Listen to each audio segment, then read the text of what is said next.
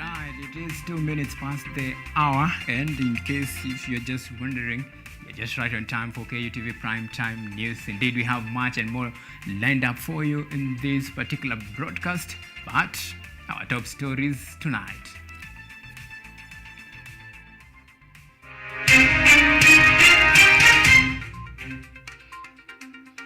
Tonight, we will break the barriers. Ruto promises Kenya Comoros visa-free travel as he receives Comoros' highest award. Up next, tea reforms. Deputy President Rigathi Gachagua shift focus to tea reforms as he pledges to enforce implementation of Tea Act. Dangerous and costly. Cost of cancer treatment in Kenya on the extreme high as specialists call for more oncologists.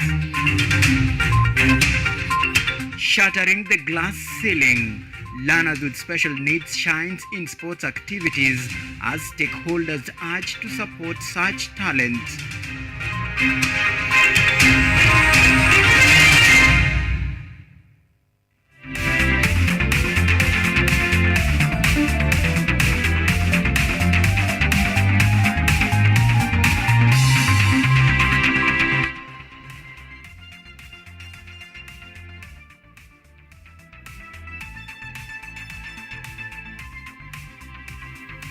Indeed, I'm not alone. I'm joined by Samuel Kelo as our sign language interpreter tonight. My name is AUMA Evans. Remember, on this broadcast later on we'll be talking about feeding the learners. That is our top discussion tonight.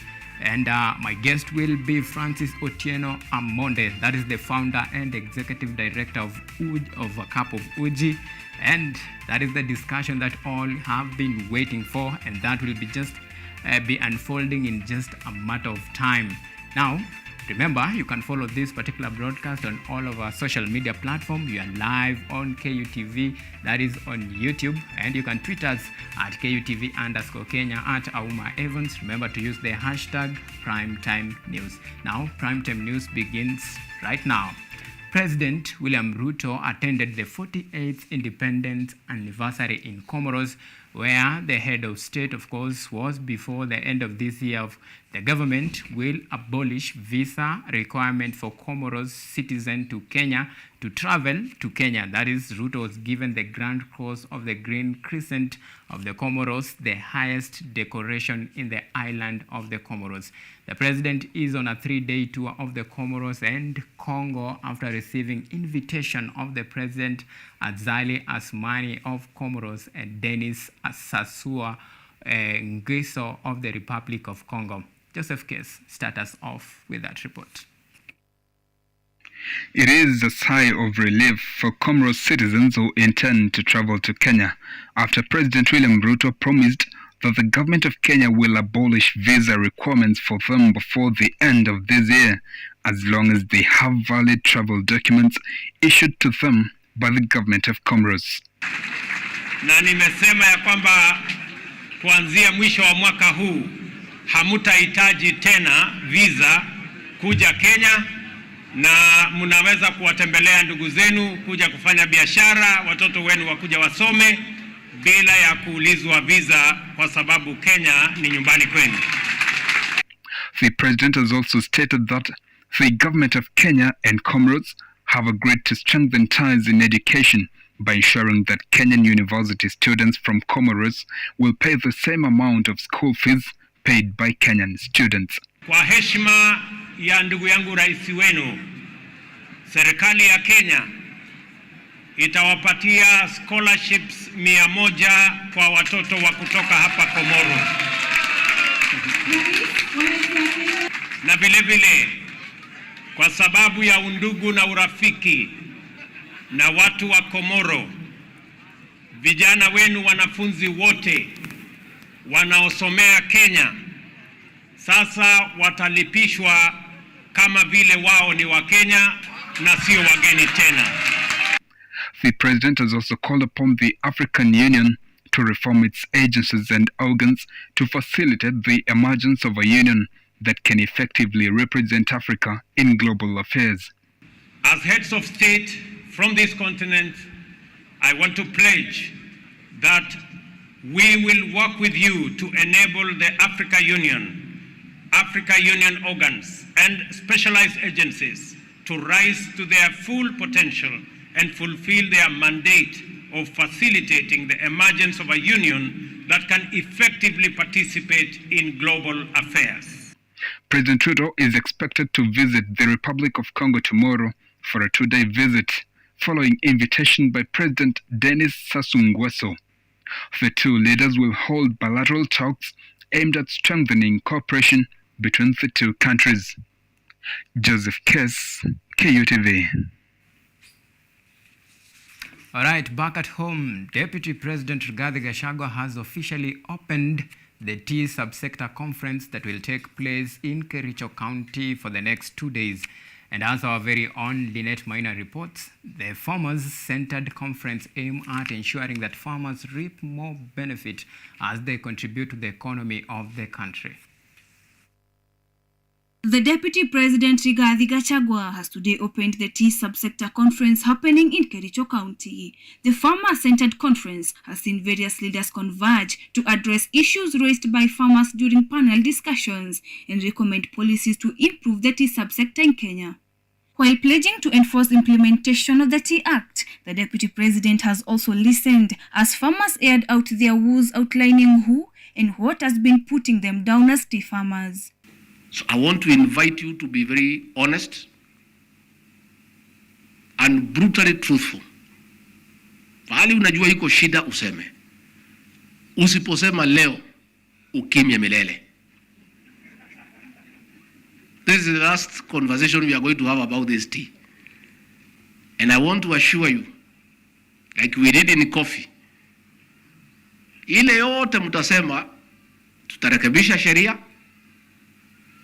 na rais na mimi na waziri tutafuatilia, it will happen. I want to give you an undertaking from Kericho on behalf of my boss, President William Ruto, that the reforms we are going to agree on, our two houses of parliament where we have the majority, the Senate and the National Assembly, will make the various amendments into law. Despite the Kenya Tea Development Agency setting the minimum price at $2.4, majority of farmers are receiving as low as 18 shillings per kilogram of tea. The farmers also complained about tea cartels, low bonuses, among other challenges. Agriculture and Livestock Development CS Mithik Kalinturi has given directions on this set. For their tea. And as the government endeavors to do this, I think it's all important now we all work out together, come reason together and see what is it that we can do to ensure our prices are stabilized. Kericho Governor Dr. Eric Mutai has called on the government to intervene to solve these challenges, given that tea contributes to 22% of national gross domestic product. We commit as a county that we will support the reforms. We will support what you spearhead, and we will continue to support your office actively. If there is anything that will speak to the lives of our people, to the rural economy, is the question of tea, coffee, milk, and bilateral. The conference opened a door for small-scale farmers to engage with stakeholders in efforts to boost tea subsector and find possible solutions to the identified challenges. Lynette Maina, KUTV. And Kenya has secured 70.4 billion syndicate loan, which will be channeled to go through development project approved in the just concluded financial year 2022-2023. The new loan has been obtained through a partnership arrangement involving 5 international lenders. Let's get more from one of our very own, Edward Nyamu. Kenya has acquired a 70 billion commercial loan from a syndicate of foreign banks to ace its biting cash crunch just shortly after the World Bank approved $1 billion financing to be injected into the economy. According to Haron Sirma, Director in charge of debt management at the National Treasury, the government has received $500 million from the syndicate that comprises American Citibank, British Standard Chartered Bank, Stanbic Bank, and South Africa's RMB Holding Limited, previously known as Rand Merchant Bank Holdings. The fact that the state fell short of its initial target of $600 million, even after bringing on board a fifth arranger, points to the difficult external debt market from which the government expects to raise a net of shillings 199 billion in the current fiscal year, while also funding the rollover of the maturing 281 billion euro bond. The domestic debt market is always it's very exciting for some people because if you create a market for debt, actually even private sector can trade this debt in there. So it's a market, okay? So there's nothing wrong with borrowing, because one of them can be even borrow for cash management. Even ourselves as individuals and even Homestead, we do that. But the bottom line is that if you have a structured market for debt, it is going to work very well. And I know I worked on this for so many years. We have a market for public debt, and we also have a market. We also wanted to make sure that it is also one step to the private sector debt. So you can trade in debt instruments, and you find that most markets in finance actually trade in debt instruments in different ways. The earmarking of the proceeds for the 2022-2023 budget suggests that the funds will be used to settle part of the government's outstanding bills, which stood at 537.2 billion at the end of March 2023, and also in completing the pending projects. According to Treasury data, Ruto received shillings 87.73 billion from the IMF between September and December 2022. Conversely, the government received shillings 140 billion from the World Bank on May 30th to help the government fund the budget. The financing is also expected to ease the stinging shortage of the US dollar, which has thrown dollar dependency business into operational crisis. Edward Nyamo, KUTV. Now, onto security matters. The Ministry of Internal Affairs is set to gazette Turkana South Game Reserve as a scene of crime and security operation zone in effort to address highway banditry along the Kitale-Lodwar Road. Bandits have been in the past attacked police officers and unarmed citizens on the road. Yvonne Kemuma reports on a day that Interior Cabinet Secretary Professor Kithure Kindiki revealed the plan in Lokichogio to flush out banditry madness in the region. Interior CS Kithure Kindiki has today announced plans to gazette the Turkana South Game Reserve as a scene of crime and a security operation zone in efforts to address highway banditry along the Kitengela-Lodwar Road. Kindiki announced the plans while in Turkana during the inaugural ceremony to install the first Deputy County Commissioner for the newly operationalized Londiani Sub-County. We have declared the entire of that Turkana South Game Reserve a security operation area, a scene of crime. We are going to gazette it afresh, and we are going to declare an all-out war on everybody who is hiding there, committing crime. In his speech, Kindiki asked the security officers to ruthlessly deal with banditry as he expressed concerns following a recent crime where 5 officers were killed by criminals in the Elwak area, adding that there will be no mercy for those attacking police officers and innocent citizens. Wameua afisa wetu 5 jana usiku pale Elwak, mahali mimi mwenyewe nilikuwa mchana. Na mimi narudi huko nikajiunge na ofisa wetu ambao wako kazi pale. This comes as residents of Meru and the neighboring Tharaka Nithi County call upon the Interior CS Kithure Kindiki to intervene and boost security in their area following a recent incident where Mbeti Hospital was burnt by unknown people for a second time within a few months. Tumesoka sana kutoka wakati ule, unajua watu wawili waliuawa, nyumba ya sifu ikasomwa, na mpaka sasa siku ya leo hospitali tena imeharibiwa zaidi tena. The establishment of the Lokichogio sub-county is in line with the government's policy of improving service delivery and strengthening security. The sub-county has a population of 68,355 according to the 2019 census and was initially part of the Turkana West sub-county. Yvonne Kemuma, KU TV. Elsewhere, Prime Cabinet Secretary Musalia Mudavadi has commended the Teachers Service Commission for setting in motions in its strategic plan for the year 2023-2027. Speaking during the official launch, Mudavadi underlined the plan seek to re-engineer teachers' competence, conduct, performance, management, reforms, innovation, and service delivery. Mudavadi further warned government institutions that strategic plans are a tool for the measurement and evaluation in their performance management. He urged teachers across the country to explore global opportunities in line with their vision and mission of the new strategic plan. It is my singular pleasure to join you during this launch of the Strategic Plan 2023-2027. Yours is perhaps one of the first few strategic plans that have emerged under the Kenya Kwanza administration. You therefore deserve a pat on the back for this stirring effort. Your achievement should spur other government institutions into action on this. Right, the cost of cancer, and as majority have had to travel outside the country for treatment, the government on its part has made some bold steps in empowering hospitals in the country to ensure that patients get access to quality healthcare.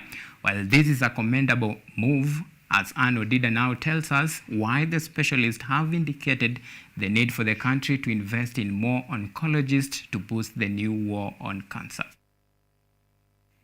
A report on the status of cancer in Kenya earlier this year by the National Cancer Institute had shown that currently there are only 58 oncologists, 60 oncology nurses, and 12 oncology pharmacists, an indication of the shortage of cancer specialists and equipments in the country.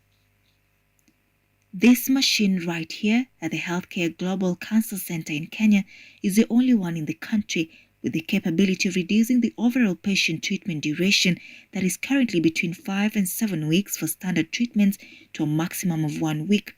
This is according to the specialists of the center. There is a big scope of range of treatment enters, like starting from conventional treatment. We have techniques like VMAT, IGRT, and to the high end we have SRS and SPRT. SRS, these techniques are not available in the entire Kenya as well as Eastern and Central Africa. So basically it's a very focused treatment.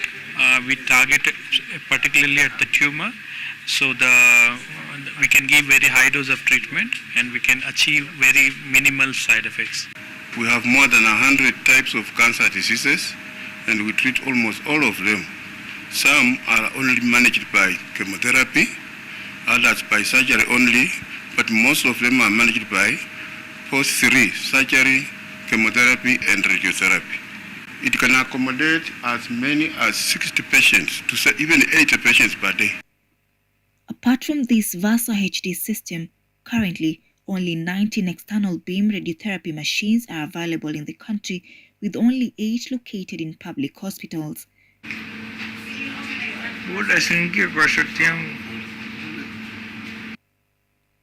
National Cancer Institute had indicated that there are 3 national comprehensive cancer centers in the country, including Kenyatta National Hospital, Moi Teaching and Referral Hospital, and Kenyatta University Teaching Research and Referral Hospital, as well as 10 regional cancer centers located in various cities. Despite the disease contributing to 10% of overall disease burden in the country, much is yet to be done by the government in order to release the burden of treatment on its people. Anne Odida, Nairobi. Right, that story by Anne Odida takes us to our first break here on KUTV Prime Time News. Of course, when we come back, plenty more to follow, including our big discussion tonight, Feeding the Learners. Stay tuned.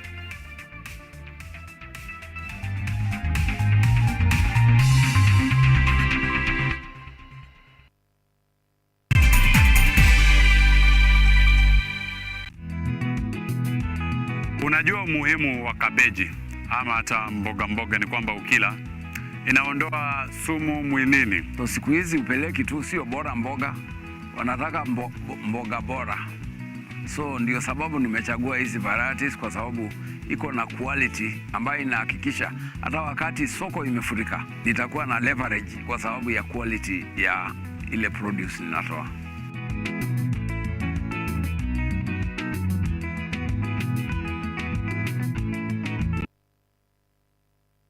Kenyatta University will hold its 53rd graduation ceremony on Friday, 21st July 2023 at the main campus along Thika Superhighway. KUTV will provide live coverage of the graduation ceremony from 8 a.m.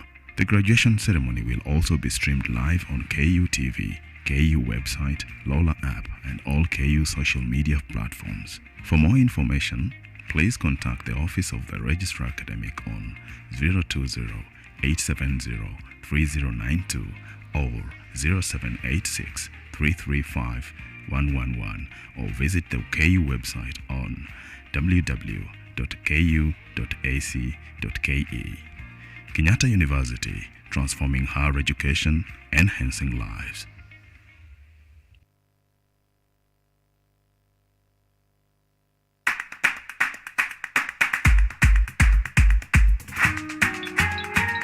What are some of the ways through which you can develop these skills so that you are comfortably fitting into the job? You have to put yourself in positions where you are uncomfortable. Uncomfortable in the sense that you are not clear about what to do. Because I used to work a corporate job before. So when I left, I happened to visit someone's farm around this area. So this project is called Security Breach Detector and Readiness Familiarize. It is meant to be used to detect, detonate explosives. We'll tackle all the tough issues, discuss all the weird moments, and hopefully share a few laughs along the way.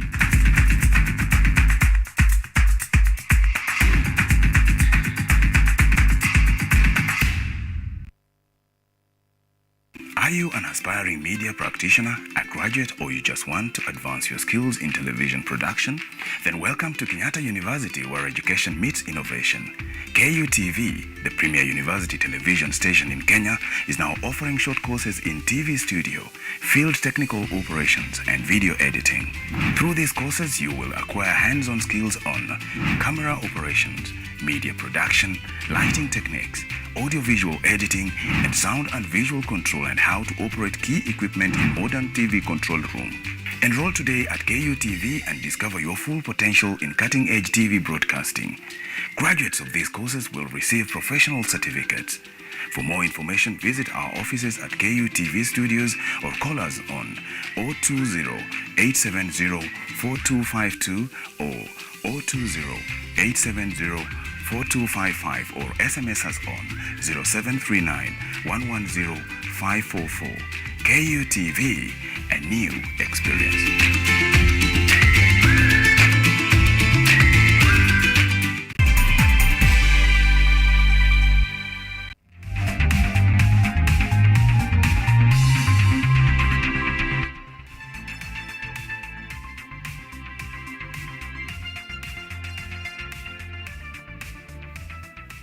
Right, welcome back.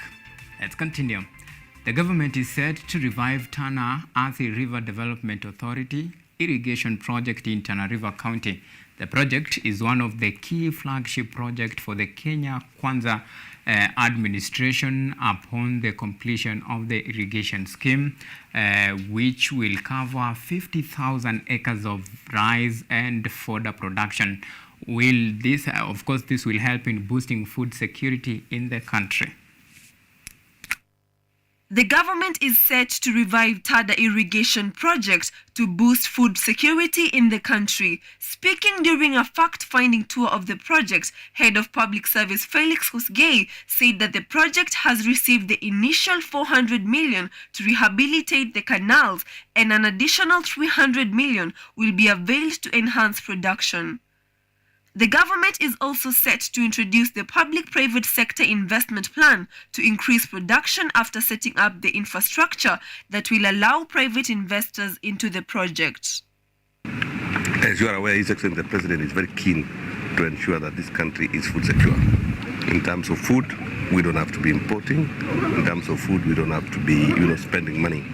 And that we really need to offer other development projects. And therefore, he has directed that food security should be a key plank in its agenda to ensure that this country is secure. And therefore, TARDA has been tasked to ensure that they focus much more in this delta here for rice production.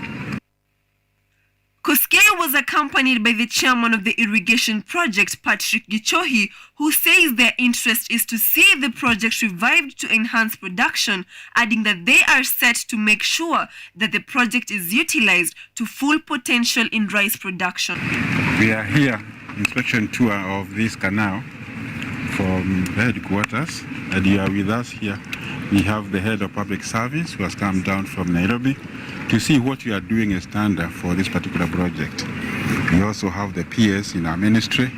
And the most important thing as standard is our interest to see that this canal is rehabilitated and the flows gets water throughout the year. That will benefit not only the national government, even the local community in this area. Locals are, however, optimistic that the project will be a game changer in the region that relies largely on irrigation farming. Goriso Golo from Banti village says all the communities in the Delta region are supporting the revival of the project and will support any move that is aimed at making sure that they get jobs and get food for their families. Hii shamba kwa muda ilikuwa imesimama. Kwa muda imesimama miaka mingi. Saa hii serikali ya Ruto ilipoingia wanataka kufufua, si tumeshika na mikono miwili. Hiyo maneno tumefurahia. Kabila yote ya Tana River wamefurahia sana. The public-private partnership will be key investment in the project, where private investors will be allowed to do the production. Jacqueline Asiran, KU TV. All right, thank you so much, Jacqueline Asran, for that comprehensive reporting. Now we switch focus to our topic of the day, that is feeding the learners. And my guest is already in studio, Francis Otieno Amonde, the founder and executive director of CAP of Uji. Thank you so much for making time, of course, to speak to KU TV. Well, the school feeding program has been in place since 1980s to provide nutrition meals to school-going children in arid and semi-arid regions and those in informal settlement. Although the government assumed full funding of the program in 2018, the World Food Program continued to provide capacity development support for both national and county government to strengthen implementation of the school meals program. Now, one of the key pillars that is the target of this, the program targets at least 2.5 million learners from ASAL communities and those in formal settlement.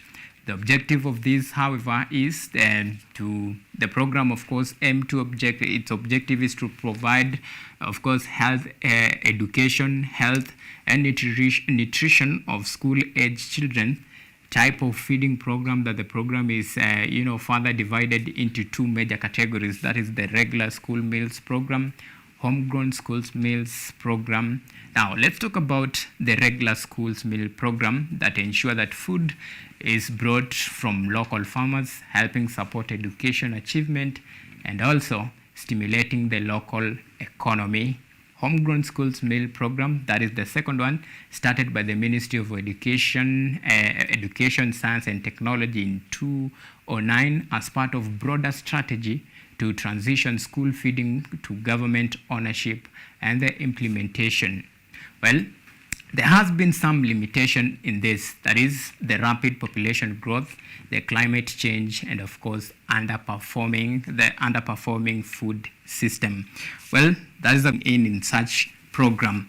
As a person who has been there, you have seen the system. I'm sure you've interacted with the learners the way they are. Yes. What has worked and what has not worked so far?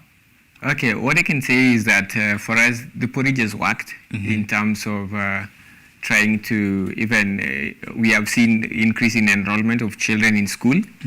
And again, another thing is that they're able to concentrate in class because the porridge is given in the morning. Mostly we prefer them getting it before classes start so that the kids who didn't have something the previous night or that morning can have something in their tummy, because as you understand, most of the technical subjects are studied in the morning. Maths, the sciences, you don't do them in the afternoon. So that breakfast goes a long way in helping such students be able to concentrate in class. It helps with their academics, it helps with their co-curricular activities. They're able to be at least active, just not in class, but also even in playing outside. So yeah, so that is something that we've witnessed. All right. Well, this the idea of porridge, of course. How did it come up?